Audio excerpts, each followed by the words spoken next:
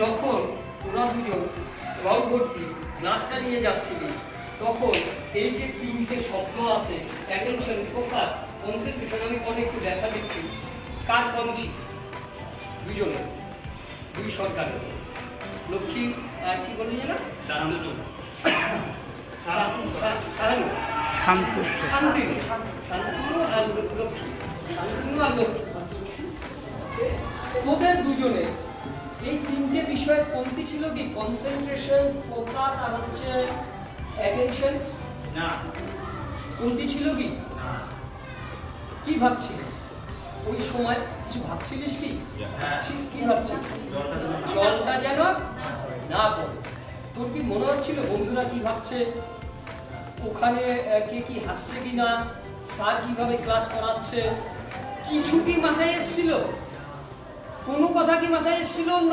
না। কেন আসেনি?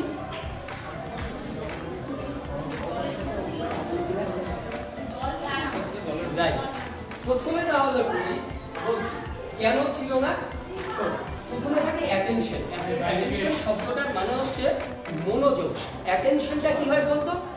অনেক বড় আকারে অনেক কিছু এলোমেলো ঘটনা ঘটছে স্কুলে, ধর অনেক কিছু এখন ক্লাস করছে, ছেলেমেয়েরা ক্লাস করছে, যারা করছে তাদের থেকে তোরা অ্যাটেনশনটা এখানে নিয়ে এসছিস। স্যার আসবেন, স্যার কিছু বলবেন, এই যে এনএসএস এর ক্যাম্প, এই ক্যাম্পে তোরা নিয়ে এসছিস। This is the attention. এই এত কিছুর মধ্যে থেকে তোরা অ্যাটেনশনটাকে এনেছিস, এটা মনোযোগ। তোরা মনোযোগ